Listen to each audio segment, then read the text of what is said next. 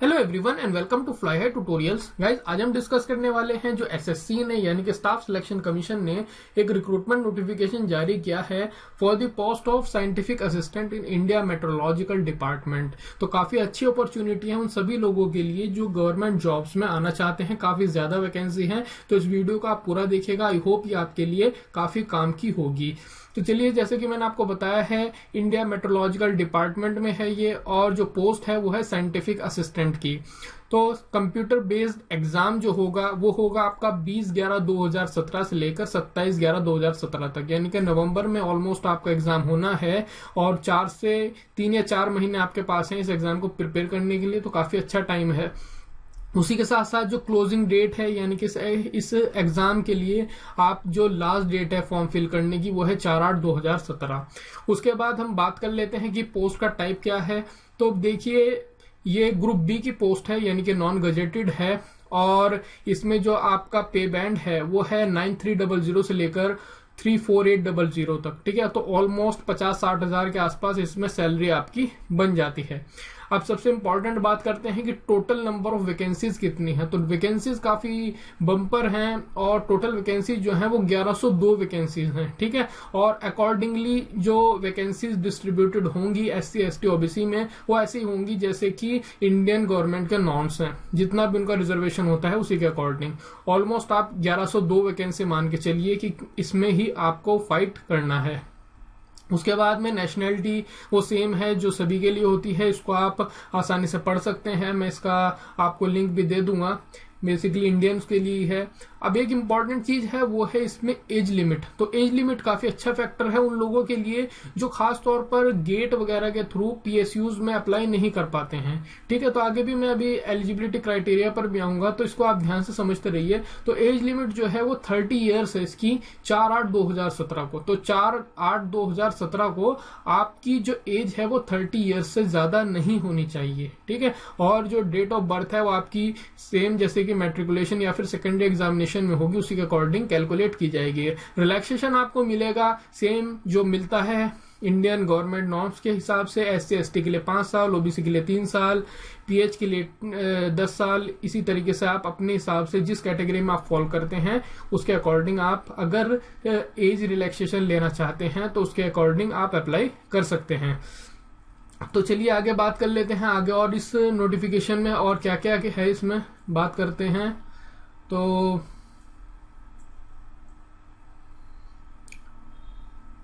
ठीक है, अब आती है सबसे इंपॉर्टेंट चीज, वो है मिनिमम एसेंशियल एजुकेशनल क्वालिफिकेशन। जी हाँ, इसमें काफी डाउट हो रहा है अभी, तो इस पार्ट को आप ध्यान से समझिएगा। ठीक है, तो जैसे कि आप देख सकते हैं 5th नंबर पर जो है इसमें लिखा हुआ है मिनिमम एसेंशियल एजुकेशनल क्वालिफिकेशन। 4/8/2017 तक आपकी मिनिमम एजुकेशनल क्वालिफिकेशन एटलीस्ट इतनी होनी चाहिए। और इसमें आप ध्यान से समझिए कि कौन कौन लोग एलिजिबल हैं और कौन कौन नहीं है। तो सबसे इंपॉर्टेंट चीज ये है कि बैचलर डिग्री होनी चाहिए आपकी साइंस में। ठीक है, तो बैचलर डिग्री साइंस यानी कि BSc होनी चाहिए, लेकिन BSc में आपका फिजिक्स जो है वो एक सब्जेक्ट जरूर होना चाहिए, ये आपको ध्यान में रखना है।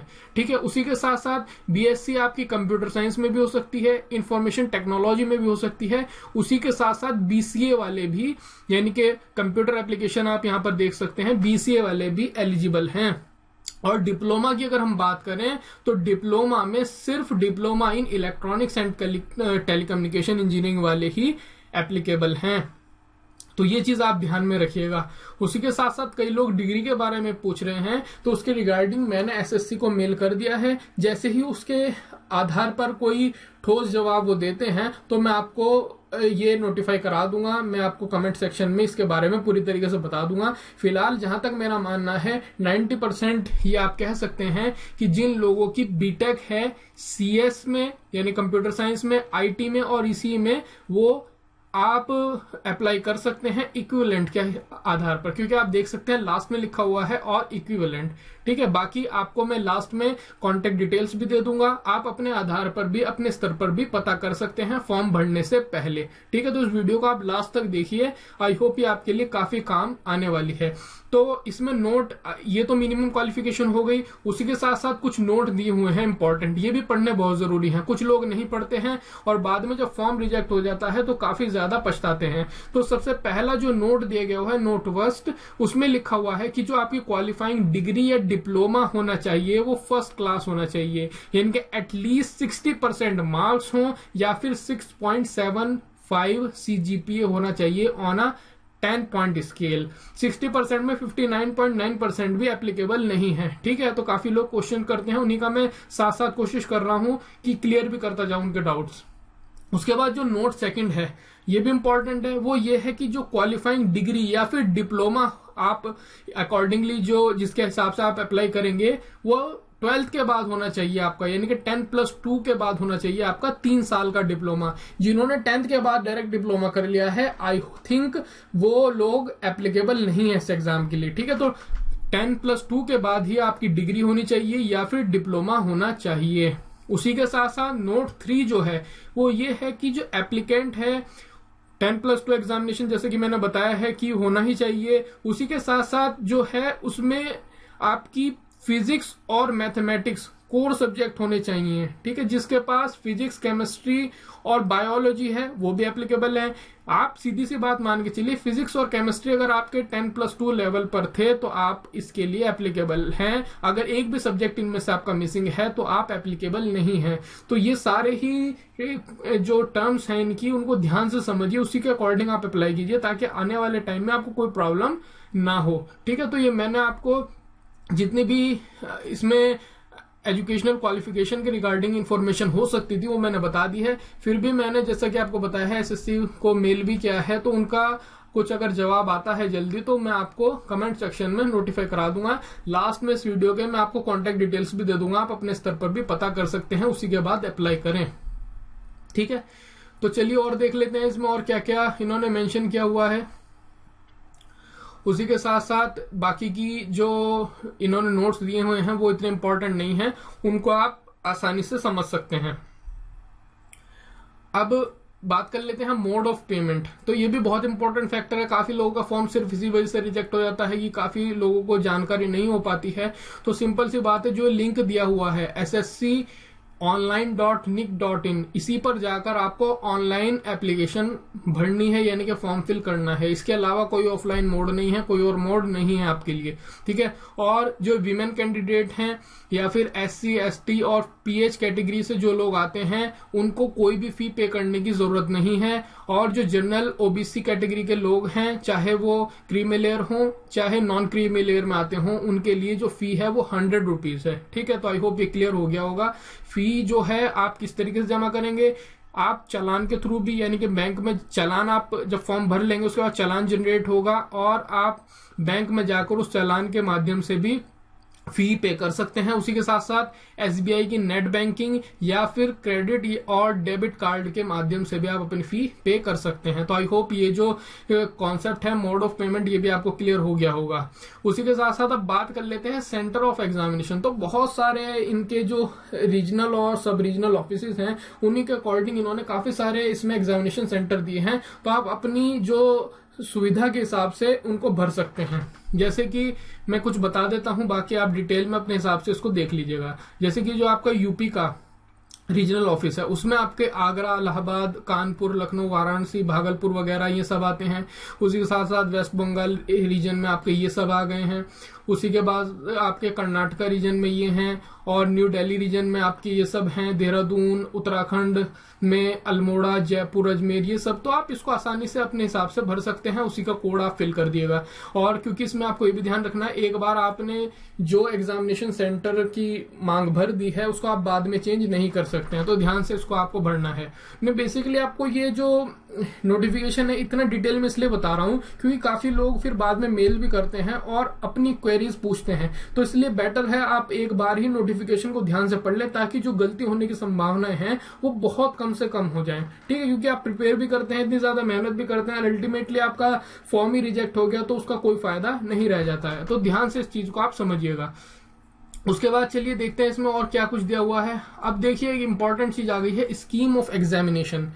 तो इसको भी आप ध्यान से समझिएगा क्योंकि काफी वास्ट जो है इसका सिलेबस है, तो इसको आप देखिएगा। क्या है इसमें कि जो एग्जामिनेशन है उसमें आपके 200 क्वेश्चंस होंगे, 200 क्वेश्चंस हैं जिनके 200 मार्क्स होंगे। एक ही पेपर होना है, 2 घंटे का एक ही पेपर होगा, 200 नंबर का, 200 क्वेश्चन का। ठीक है, क्लियर हो गया। उसी के साथ साथ उसी सेम क्वेश्चन पेपर में 2 पार्ट होंगे, एक होगा पार्ट 1, एक होगा पार्ट 2। अब पार्ट 1 में देख लेते हैं हम क्या क्या होगा। तो पार्ट 1 में आपका जनरल इंटेलिजेंस एंड रीजनिंग, ठीक है, उसी के साथ साथ quantitative aptitude, English language and comprehension, general awareness. ये सेम वही टॉपिक हैं जो आपने अगर एसएससी के, सीएचएसएल, सीपीओ, सीजीएल के एग्जाम वगैरह दिए होंगे तो ये सेम वही टॉपिक हैं जो एसएससी अक्सर पूछता है।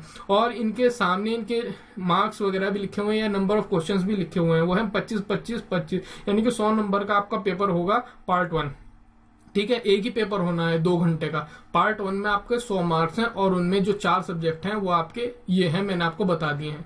उसके बाद हम आते हैं पार्ट 2 पर। तो पार्ट 2 में आपका क्या क्या पूछा जाना है। देखिए फिजिक्स है, इसीलिए वो 10+2 लेवल पर फिजिक्स की डिमांड कर रहे हैं, क्योंकि वो फिजिक्स भी अच्छे खासी पूछने वाले हैं इस एग्जाम में। उसी के साथ साथ computer science and information technology हो गई, और इलेक्ट्रॉनिक्स एंड टेलीकम्युनिकेशन इंजीनियरिंग, इन सभी सब्जेक्ट से मिलाकर भी 100 क्वेश्चन आपके आएंगे। तो टोटल 200 क्वेश्चन आपको 120 मिनट में हल करने हैं। तो आई होप कि एग्जाम का जो पैटर्न है, या आप कह लें कि टफ होगा या इजी होगा, वो इतना ज्यादा टफ नहीं होने वाला है। बेसिकली आपके कॉन्सेप्ट ही इसमें पूछे जाने हैं। तो आई होप ये चीज आपको क्लियर हो गई होगी कि सब्जेक्ट कौन कौन से आएंगे। अब नीचे नोट लिखे हुए हैं, ये सेम नोट्स वही हैं, जैसे कि मोबाइल कैलकुलेटर वगैरह अलाउड नहीं है, ये किसी भी एग्जाम में अलाउड नहीं होते हैं आपके। और इसमें ये भी लिखा हुआ है, ये नोट 4 आप पढ़िए, कि नेगेटिव मार्किंग होगी 0.25 मार्क्स की हर एक रॉन्ग आंसर के लिए, पार्ट 1 और पार्ट 2। ठीक है, तो ये भी आपको ध्यान में रखना है कि रॉन्ग मार्क्स के लिए आपकी नेगेटिव मार्किंग का भी प्रावधान है। तो आई होप ये भी आपको क्लियर हो गया होगा। उसके बाद अब इन्होंने सिलेबस दिया हुआ है, डिटेल्ड सिलेबस दिया हुआ है, इसे आप प्रिंट आउट लेके फुर्सत में पढ़ें।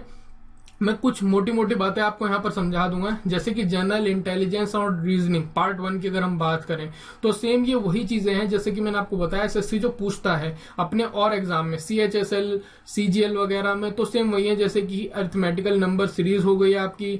ठीक है, उसी के साथ साथ आपका ऑब्जर्वेशन, विजुअल मेमोरी, ये सभी वो पूछता रहता है। तो रीजनिंग का पोर्शन काफी लोगों को बहुत आसान भी लगता है। ठीक है, उसी के साथ साथ क्वांटिटेटिव एप्टीट्यूड की अगर हम बात करते हैं तो सेम वही कॉन्सेप्ट है, जैसे कि परसेंटेज, रेशियो। ठीक है, उसी के साथ साथ average, interest, profit and loss, discount, partnership, ये सेम वही कॉन्सेप्ट चलते आ रहे हैं जो सीजीएल में पूछे जाते हैं। और उसी के साथ साथ ट्रिगोनोमेट्री, हाइट एंड डिस्टेंस, ये सब आपको पढ़ने पड़ेंगे। ठीक है, और उसके बाद है English language and comprehension. English भी जो है उसमें ग्रामर आएगी आपकी पूरी, vocabulary, spellings, synonyms and antonyms, comprehension, correct and incorrect usages. तो इनके जो नोट्स है मैं कोशिश करूंगा कि जो हमारा दूसरा चैनल है फ्लाई हाई क्लासेस, उस पर मैं आपको इंग्लिश के नोट्स भी प्रोवाइड करा सकूं ताकि आपके लिए वो सभी हेल्पफुल हो सके। ठीक है, तो आप उस चैनल को भी हमारे फॉलो कर सकते हैं, लिंक मैं डिस्क्रिप्शन में डाल दूंगा। उसी के साथ साथ जनरल अवेयरनेस में आपके क्या आने वाला है, तो वही सेम जनरल अवेयरनेस तो ऐसा टॉपिक है कि इसकी कोई लिमिट ही नहीं है, फिर भी आप कुछ जो टॉपिक्स हैं उनको कवर कर सकते हैं, जैसे कि salient features of constitution of India, ये पूछा जाएगा। हिस्ट्री आ गई है आपकी, उसी के साथ साथ फ्रीडम मूवमेंट है, और भी इकोनॉमिक्स है। तो ये सभी आपको पढ़ने पड़ेंगे, ये मेन टॉपिक्स हैं। मैं कोशिश करूंगा कि आपको इन पे नोट्स भी प्रोवाइड करा सकूं। उसके बाद पार्ट 2 पर हम आ जाते हैं। अब देखिए पार्ट 2 में आपकी सबसे पहले फिजिक्स कौन सी है आपकी, मैकेनिक्स, थर्मल फिजिक्स। ठीक है, तो ये कौन सी फिजिक्स है जो आप 11th और 12th में पढ़ के आ चुके हैं। ठीक है, काफी लोग, आई होप कि 95% लोग भूल चुके होंगे, लेकिन अगर एक बार रिवाइज करेंगे तो आपको ध्यान आना भी शुरू हो जाएगा। तो आपको इसी के अकॉर्डिंग प्रिपेयर करके चलना है कि आपको अभी आप देखेंगे कि कितना वास्ट इसका इन्होंने सिलेबस दिया है। उससे यही है कि जो स्मार्टली प्रिपेयर नहीं करेगा इस एग्जाम के लिए, वो अल्टीमेटली वो पीछे ही रहने वाला है। ठीक है, तो मैं कोशिश करूंगा कि आपको टाइमली कुछ नोट्स भी प्रोवाइड करा सकूं और कुछ टिप्स वगैरह भी दे सकूं। तो मैकेनिक्स में आपकी सब वही आ गई हैं, आप इसको डिटेल से पढ़ सकते हैं, जैसे कि unit and dimension, SI unit, Newton's law of motion, और आपकी यहाँ पर zeroth, first and second law, thermodynamics वगैरह आ गई है। और उसी के साथ साथ आपकी वेव एंड ऑसिलेशंस में सिंपल हार्मोनिक मोशन, ये सब आप पढ़ के आ चुके हैं। उसी के साथ साथ ऑप्टिक्स है, देखिए ऑप्टिक्स का पूरा पोर्शन डाल दिया इन्होंने, और इलेक्ट्रिसिटी एंड मैकेनिज्म, ठीक है, सॉरी इलेक्ट्रिसिटी एंड मैग्नेटिज्म। और इसमें क्या है आपका, ये सेम आपका पोर्शन, अगर आप इलेक्ट्रिकल या इलेक्ट्रॉनिक्स बैकग्राउंड से आते हैं तो आपने इसको भी पढ़ा ही होगा, तो इसको भी आपको कवर करना है, ठीक है। जैसे कि आपकी मैग्नेटिक प्रॉपर्टीज हो गई, मेटल्स वगैरह की, ये सब आपको पढ़ के चलना है, हॉल इफेक्ट, और उसी के साथ साथ डायनामो मोटर्स, ट्रांसफॉर्मर्स वगैरह। तो मैं कोशिश करूंगा जितना भी हो सके मैं आपको मेन टॉपिक्स कवर कराने की कोशिश करूंगा, तो आप हमारे चैनल को फॉलो करते रहिएगा। उसी के साथ साथ एटॉमिक स्ट्रक्चर, ये भी सभी ने पढ़ा हुआ है, और इलेक्ट्रॉनिक्स में ये तो मैंने काफी लेक्चर्स पे कवर किए हुए हैं, तो इसको आप फॉलो कर सकते हैं हमारे चैनल प्लेलिस्ट में जाकर। जैसे कि डायोड्स हो गए हैं, ट्रायोड्स हैं, पीएन डायोड्स, ट्रांजिस्टर हैं, simple rectifier, amplifier, oscillator circuits, ये सभी मैंने काफी सारे कवर किए हुए हैं। जो टॉपिक छूट गए हैं उनको मैं आने वाले लेक्चर्स में कवर करने का प्रयास करूंगा, तो आप उसको देखते रहिएगा। उसके बाद आ गए है बी पार्ट, जो है मतलब सेकंड पार्ट में ही बी जो है पोर्शन, वो है computer science and information technology. तो जो कंप्यूटर साइंस बैकग्राउंड से आते हैं, आईटी बैकग्राउंड से आते हैं, बीसीए वाले हैं, बीएससी आईटी सीएस वाले हैं, उनके लिए ये टॉपिक बहुत ही इंपॉर्टेंट है, क्योंकि आप लोग अगर स्कोर कर सकते हैं तो वो यही टॉपिक्स हैं। ऊपर के टॉपिक्स आपने देखे हैं, और इसी के साथ साथ आप इलेक्ट्रॉनिक्स के टॉपिक्स देखेंगे तो मोस्टली वो आपके 90% ऊपर से ही जाने वाले हैं, क्योंकि अगर आप, ऐसा नहीं है नहीं कवर कर सकते हैं, लेकिन अगर आप सारा कुछ कवर करने की कोशिश करेंगे तो काफी पोर्शन छूट भी सकता है। तो मैं इसीलिए कह रहा हूं कि जब जिस फील्ड से आते हैं पहले उस फील्ड को आप कवर करने की कोशिश कीजिए।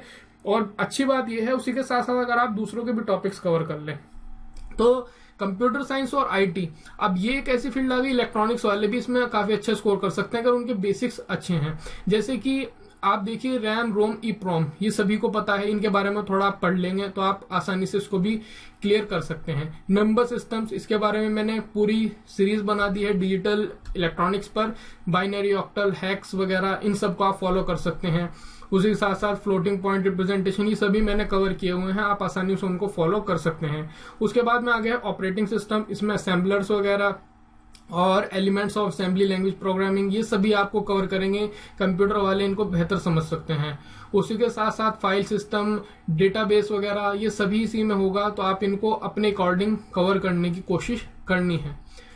अब उसके बाद आ गई है फंडामेंटल्स ऑफ प्रोग्रामिंग, तो इसमें आपका क्या है, programming in Fortran, C, OOPs concept भी आपसे पूछा जाएगा C++ में, जिन्होंने पढ़ा है, प्रोग्रामिंग इन जावा, ये सभी आप कवर करें। DBMS आ गया है, डेटाबेस मैनेजमेंट सिस्टम, इस पे भी मैंने एक MCQ का आपको लेक्चर प्रोवाइड कराया हुआ है, उसको भी आप कवर कर सकते हैं। इसमें और कुछ डिटेल में आई होप कि मैं भी कुछ कोशिश करूंगा कि आपको इस पे और लेक्चर्स प्रोवाइड करा सकूं। उसके बाद आ गई हैं आपकी इंटरनेट टेक्नोलॉजीज, इससे काफी आई होप क्वेश्चन पूछे जाने की संभावनाएं हैं, जैसे टोपोलॉजीज कौन कौन सी हैं, लेयर्स कौन कौन सी हैं, ठीक है। उसी के साथ साथ स्विचिंग क्या होती है नेटवर्क्स में, ब्रिजेस, राउटर्स, गेटवे, और आपकी ISP, HTML, इनसे काफी क्वेश्चंस पूछे जा सकते हैं, तो इनको भी आपको कवर करना है। और सबसे इंपॉर्टेंट टॉपिक जो हो सकता है इसमें, वो है आपका fundamental of geographical information system, GIS, इससे काफी क्वेश्चन पूछे जाएंगे, मोस्टली लोग इसको छोड़ के जाएंगे, तो मैं कोशिश करूंगा कि इस पे भी आपको कुछ ना कुछ नोट्स प्रोवाइड करा सकूं, ठीक है। तो ये कंप्यूटर तक की बात हो गई। अब आती है बात इलेक्ट्रॉनिक्स एंड टेलीकम्युनिकेशन वालों की, तो उनके लिए क्या है, सबसे पहला जो टॉपिक है वो है इलेक्ट्रॉनिक्स। इलेक्ट्रॉनिक्स में देखिए, जैसे कि मैंने बताया कि काफी टॉपिक्स मैंने कवर किए हुए हैं, जैसे कि यहाँ पे कंडक्टर, इंसुलेटर, और PN junction diode, BJT, FET, MOSFET, ये सभी आपका एनालॉग से पोर्शन आ गया है। ऑसिलेटर्स वगैरह पर मैंने काफी लेक्चर्स कवर किए हुए हैं, आप उनको फॉलो कर सकते हैं। जो कुछ छूट गया है वो मैं कोशिश करूंगा कि कवर करा सकूं, क्योंकि अभी हमारे पास काफी टाइम है, लगभग 4 महीने हैं, ठीक है। उसी के साथ साथ अब आ गया आपका इंट्रोडक्शन टू नेटवर्क थ्योरम्स, इसमें काफी ज्यादा नहीं है, सिंपल लॉज हैं, इन्हीं पे क्वेश्चन आएंगे, जैसे किरचॉफ्स लॉ हो गया, और superposition theorem, Thevenin's, Norton, maximum power, ये इजी हैं। और एक इंपॉर्टेंट टॉपिक इसमें यह है कि voltage and current relationship in resistance, inductance, RLC जो होता है सीरीज में, उन सब पे क्वेश्चन आएंगे आपके। उसके बाद देखिए डिजिटल इलेक्ट्रॉनिक्स का पूरा इसमें चैप्टर, मतलब पूरा सब्जेक्ट डाला हुआ है, ये मैंने आपको सारा ही कवर करा दिया है। आप अगर हमारी चैनल प्लेलिस्ट में जाएंगे तो आपको वहां पर पूरा सीक्वेंस से आपको सारे लेक्चर्स मिल जाएंगे, जैसे कि लॉजिक गेट्स हो गई, डी मॉर्गन्स थ्योरम हो गई, बूलियन अलजेब्रा, इनसे काफी क्वेश्चन आएंगे। ये कंप्यूटर वाले भी और इलेक्ट्रॉनिक्स वाले भी सभी कवर कर सकते हैं, इसलिए एटलीस्ट इस टॉपिक को तो आप जरूर कवर करें क्योंकि ये इजी है और काफी स्कोरिंग भी होगा। उसके बाद हम बात कर लेते हैं टेलीकम्युनिकेशन में क्या आएगा आपका। तो टेलीकम्युनिकेशन में एक तो जो आपके बेसिक एंटीना के प्रिंसिपल्स हैं वो पूछे जाएंगे, इसको मैं कोशिश करूंगा कि आपको कवर करा दूं। उसके बाद में modulation, type of modulation, AM, FM, PM वगैरह ये सब पूछे जाएंगे। तो इस पे भी मैंने कम्युनिकेशन में पूरे के पूरी लेक्चर्स बना दिए हैं, उनको आप फॉलो कर सकते हैं, जैसे कि SSB, FM ये सब आप कवर कर सकते हैं। उसके बाद multiplexing, FDM, TDM, PCM, PM, PAM, PWM, PPM ये सभी इंपॉर्टेंट टॉपिक्स हैं, इनको आप छोड़ नहीं सकते हैं। उसके बाद में आपकी digital introduction to digital communication, इसमें PSK, SK, FSK ये सभी मैंने कवर किए हैं। इनसे और कुछ जो टॉपिक्स बनेंगे MCQ की फॉर्म में या फिर जैसे भी होगा मैं कवर करने की कोशिश करूंगा। OFC से आपका आ सकता है, ऑप्टिकल फाइबर से, वो आप कवर कर लें। तो ये जो है इतना डिटेल्ड आपका जो सिलेबस है इसको आप देख के समझ सकते हैं। तो स्मार्टली आपको थोड़ा सा प्रिपेयर करना है। इससे रिलेटेड कुछ बुक्स वगैरह होंगी, मैं कोशिश करूंगा कि उनको कमेंट सेक्शन में डाल दूं ताकि वो भी आपके लिए हेल्पफुल हो। ठीक है, तो ये था आपका सिलेबस। उसके बाद में जनरल इंस्ट्रक्शंस वो सब आप आसानी से पढ़ सकते हैं, कोई इतने इम्पोर्टेंट नहीं है, जैसे कि हर एक एग्जाम में होते हैं। मोबाइल फोन का यूज प्रोहिबिटेड है, ब्लूटूथ डिवाइसेस वगैरह इनसे आप दूर रहें तो ज्यादा अच्छा है।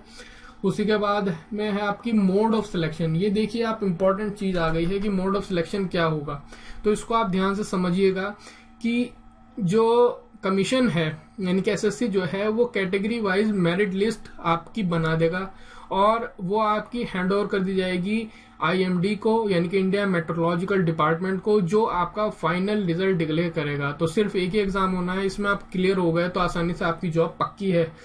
उसके बाद में आपकी जो कैटेगरी है उसके अकॉर्डिंग ही बनेगी। तो ये रूल सब वही हैं जो इंडियन गवर्नमेंट्स के हैं, तो इनको आप आसानी से पढ़ सकते हैं। ठीक है, लेकिन ध्यान ये रखना है कि यहाँ पर आपका आई होप की एग्जाम होने वाला है।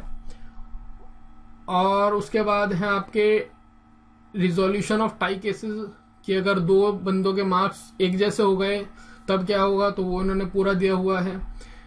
उसके बाद में है अप्लाई कैसे करना है, तो मैंने आपको पहले बताया ऑनलाइन मोड ही है इसका, ऑफलाइन मोड कोई भी नहीं है। तो जिन लोगों को मतलब कभी कभी गलती कर देते हैं ऑफलाइन के चक्कर में, तो वो किसी भी ऑफलाइन के बहकावे में ना आए, सिर्फ ऑनलाइन मोड है इसमें। ठीक है, उसके बाद इसमें और देखते हैं क्या कुछ है।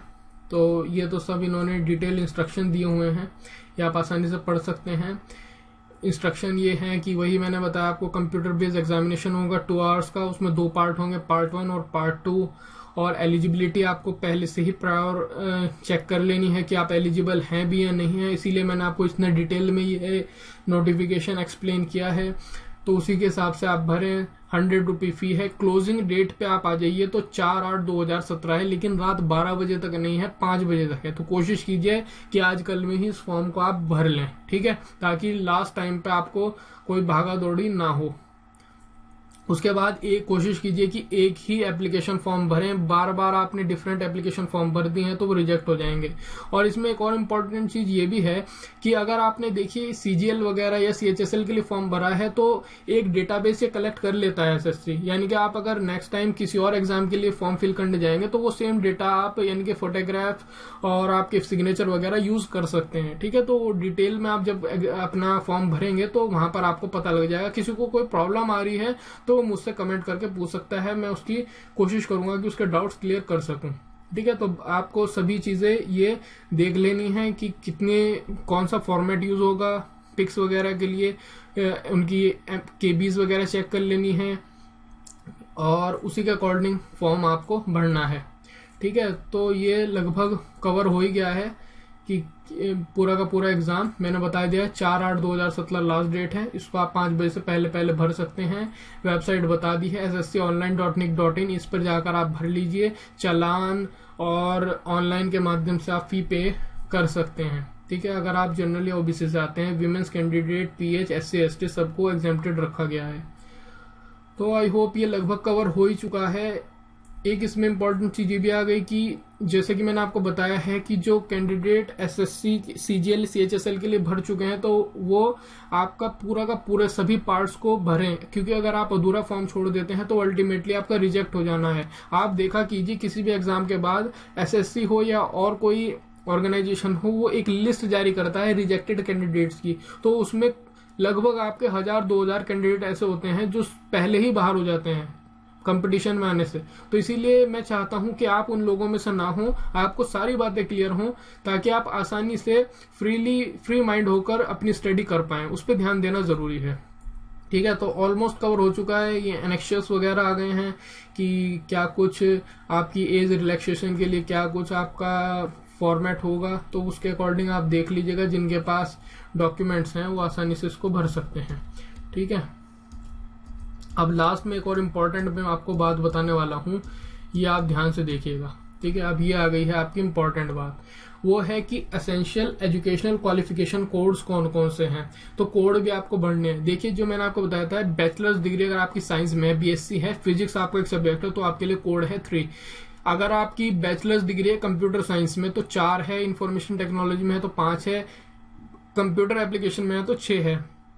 जो मैं बीटेक वाले लोगों के लिए कह रहा हूं, जिसके लिए मैंने मेल भी किया हुआ है एसएससी को, आई होप जल्दी ही वो रिप्लाई कर देंगे, तो उनके लिए जो बैचलर्स डिग्री इक्विवेलेंट में आप आएंगे तो आपके लिए कोड होगा 07। ठीक है, तो आप बीटेक ईसी, सीएस और आईटी वाले इसमें फिल कर सकते हैं। ठीक है, बैचलर्स डिग्री इक्विवेलेंट में। उसी के साथ साथ जिनका डिप्लोमा है इलेक्ट्रॉनिक्स टेलीकम्युनिकेशन इंजीनियरिंग में, उनके लिए 10+2 के बाद उनके लिए है 8, और जिनका डिप्लोमा है इक्विवेलेंट आफ्टर 10+2 एग्जामिनेशन उनके लिए है 09। ठीक है, तो आई होप ये चीज आपको क्लियर हो गई होगी। और 10+2 लेवल पर मैथमेटिक्स और फिजिक्स बहुत जरूरी है।